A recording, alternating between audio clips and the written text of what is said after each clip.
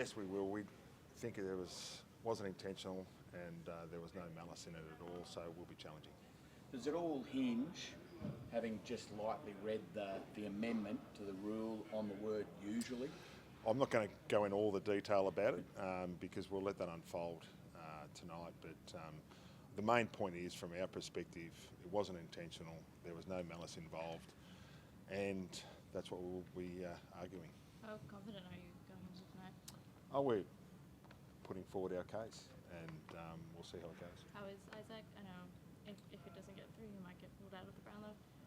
Yeah, he also gets ruled out of this week, which is significant for us. Then that's really important. So both areas are important for us, but we'll wait and see how tonight goes. Is the rule, I guess, clear enough as a coach and playing group in terms of what is and isn't allowed? Because we've seen a lot of cases where players have been done for this, but then also very easily, not very easily, but got off at the tribunal. Well, I think every case needs to be treated on its merits, but I just want to talk about this case, and I won't go into all the detail what we're arguing, but if you watch the vision really closely, it's we just believe it wasn't intentional and there was no malice involved, and things happening in games of football. But from this perspective, we think that's why we're going to the tribunal. Obviously, the result wasn't what you guys wanted on the weekend. I mean, at the top level, goal kicking accuracy was probably a big issue because you certainly had the chances to win the game on the weekend. Yeah, we did. I mean, we've had probably on average the last 2 weeks 6 more scoring shots than our opposition both weeks, but we haven't hit the scoreboard and the opposition have. But that's part of it, and certainly upon review, there's still some elements that we need to sharpen up on. I mean, 40 tackles very rarely gets it done in a game of football, and our pressure around the footy hasn't been up to standard, and we need to get back to applying an enormous amount of heat around the ball. Very rarely do you come home with 40 tackles in a game of AFL football and win the game, and so we had a lot more inside 50s, we had more scoring shots. Those are the things. We still had an opportunity to try and win the game at the very end, but we need to make sure we put heat around the ball.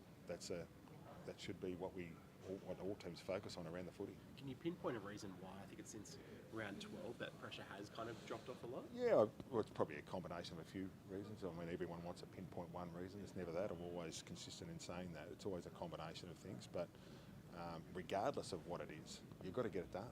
It's what the game demands. It's not just what the coach demands. It's what the game demands. You need to apply an enormous amount of pressure on around the footy, and when we're doing that, and we've been fairly good at it the last few years, putting heat on around the ball, usually good things happen when that works.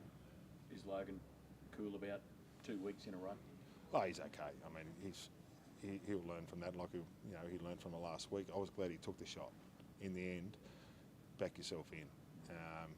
You'll feel good about yourself and you'll get it at some point, but what you definitely don't do is, if you don't have a crack, you don't have a chance of scoring the shot. So from that perspective, I was glad he had it. How are Luke Parker and Callum Mills tracking to come back?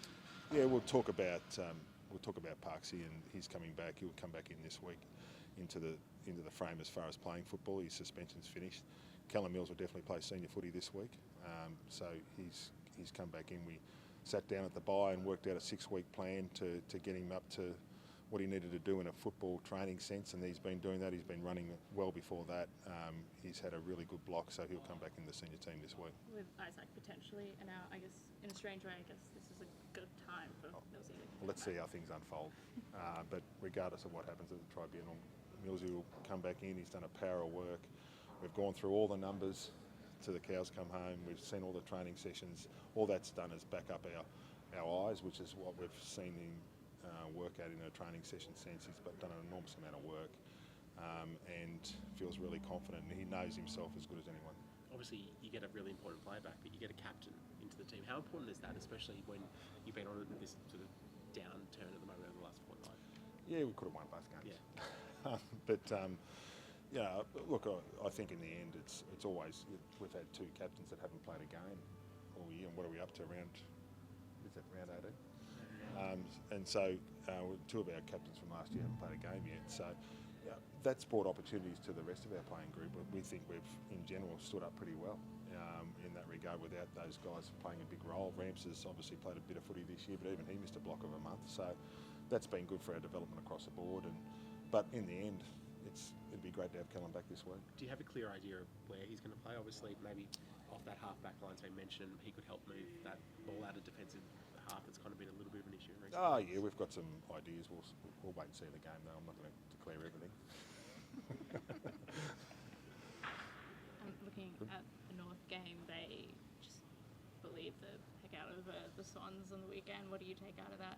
I think they've been tracking the right way. I mean, I was down and watched them a few weeks ago when they played Collingwood, and they just got rolled at the very end. But their first quarter and a half was as good a footy as any team's played, and that was against last year's premiers. So, you know, they're clearly tracking the right way. They've got young players with great belief.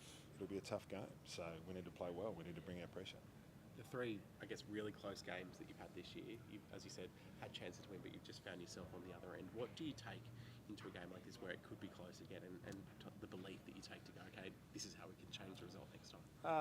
Well, I mean, everyone's a bit different. I mean, we've had shots to goal to win the game. The last two, if you kick one or you kick two of those, you'd say it's been a pretty good result. So it's a fine line.